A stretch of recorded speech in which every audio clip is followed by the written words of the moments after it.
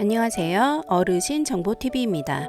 요즘 어르신들 관련 정책을 보다 보면 나와 직접 관련이 없다고 생각했다가도 나중에 그때 알았으면 좋았을 텐데 하고 아쉬워지는 경우가 적지 않죠. 특히 교통이나 간병처럼 평소에는 크게 신경 쓰지 않다가 노인 일자리를 위해 교통편을 이용한다든가 어디가 편찮으신 상황이 생기면 바로 체감되는 제도들은 미리 한 번쯤 정리해 두는 것이 도움이 됩니다. 오늘은 최근 조기 시행되거나 확대된 어르신 지원 정책 가운데 조건만 맞으면 바로 체감할 수 있는 내용들을 중심으로 정리해 드리겠습니다. 혹시라도 해당되는 부분이 있는지 오늘은 끝까지 한번 확인해 보시길 바랍니다. 먼저 운전과 관련된 이야기부터 살펴보겠습니다. 운전면허 반납과 관련된 지원은 서울만 하는 것으로 알고 계신 분들도 많은데요. 실제로는 여러 지자체에서 각자 방식으로 시행하고 있습니다. 다만 지역마다 지원 방식과 금액, 연령 기준이 다르기 때문에 한 번에 정리해서 이해하시는 것이 중요합니다. 서울시는 어르신 교통안전을 위해 어르신 면허 반납 교통카드 지원 사업을 매년 시행해왔고 올해는 예년보다 앞당겨 이달 말부터 조기 시행합니다.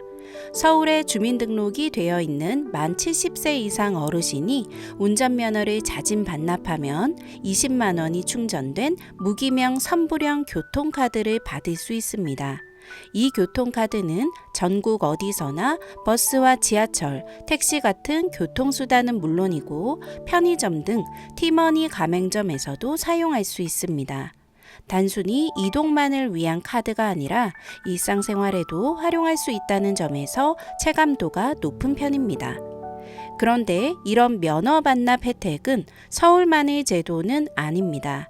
예를 들어 인천에서는 만 65세 이상 어르신을 대상으로 기본 10만 원을 지급하고 실제 운전 여부를 확인하면 10만 원이 추가되어 최대 20만 원까지 지원하는 방식으로 운영되고 있습니다. 부산 역시 만 65세 이상 어르신을 대상으로 기본 10만 원을 지급하고 일부 구에서는 추가 지원을 더해 최대 40만 원까지 받으실 수 있는 경우도 있습니다. 또 충남 공주의 경우에는 조금 다른 방식인데요. 만 70세 이상 어르신이 면허를 반납하면 연 30만 원씩 최대 5년 동안 지원하는 구조로 되어 있어 총액으로 보면 150만 원까지 지원받을 수 있습니다. 전남 고흥처럼 20만 원 상당의 지역사랑 상품권을 지급하는 지역도 있습니다. 이처럼 지역에 따라 현금이 아닌 교통카드나 지역사랑 상품권 형태로 지급되기도 하고 지원 금액과 기간도 제각각입니다. 그래서 여기서 꼭 알아두셔야 할 점이 몇 가지 있습니다.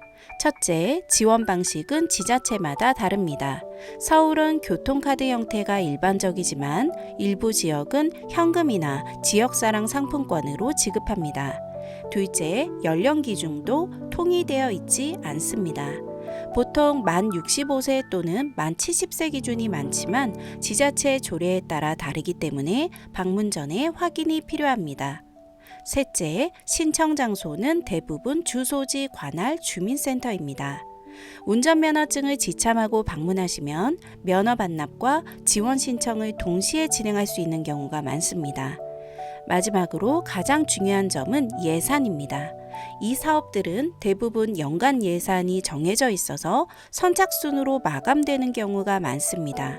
그래서 가능하다면 연초나 사업 시작 시점에 신청하는 것이 가장 안전합니다. 이런 면허 반납 지원 사업은 실제로 참여 인원이 해마다 늘고 있습니다. 2019년 이후 지금까지 누적 약 15만 명의 어르신이 면허를 반납했고 서울연구원 분석에 따르면 운전면허 자진 반납률이 1%포인트 늘어날 때 고령 운전자 교통사고가 평균 0.02%포인트 감소하는 효과가 있는 것으로 나타났습니다. 단순한 혜택을 넘어 안전과 직결되는 제도라는 점에서 의미가 있습니다. 다음으로는 병원 입원이나 간병 상황에서 체감도가 큰 정책입니다.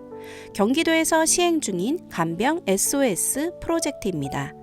이 제도는 저소득층 어르신이 상해나 질병으로 병원급 의료기관 이상에 입원해 간병 서비스를 이용한 경우 연간 최대 120만 원까지 간병비를 지원받을 수 있는 사업입니다.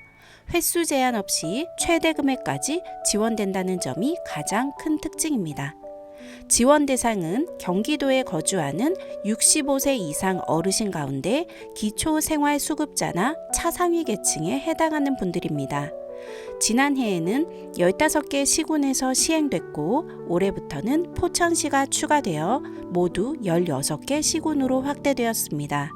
경기도 전 지역이 아니라는 점에서 이 역시 거주 지역 확인이 무엇보다 중요합니다. 실제 지원 사례를 보면 80대 어르신이 가장 많았고요. 70대와 90대도 적지 않은 비중을 차지했습니다.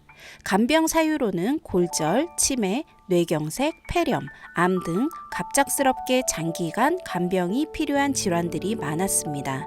이 사업은 단순히 비용만 지원하는 것이 아니라 가족 간병으로 인한 경제적, 신체적, 정신적 부담을 함께 덜어주겠다는 취지로 운영되고 있습니다. 신청은 거주지 행정복지센터를 방문하거나 경기민원 24를 통해 온라인으로도 가능합니다. 오늘 전해드린 내용은 모두 전국 공통제도는 아닙니다. 하지만 서울이나 인천, 부산, 충남, 전남 그리고 경기도 일부 지역에 거주하시는 어르신이라면 상황에 따라 바로 체감할 수 있는 지원이 될 수 있습니다. 이런 제도들은 미리 알고 있느냐, 모르고 지나가느냐에 따라 부담의 크기가 크게 달라질 수 있습니다. 혹시 몰라서라도 오늘 내용 중 해당되는 부분이 있는지 한번 점검해 보시기 바랍니다. 앞으로도 어르신들 생활에 직접 연결되는 정책 소식이 나오면 다시 정리해서 전해드리겠습니다. 도움이 되셨다면 구독과 좋아요로 함께 해주세요. 감사합니다.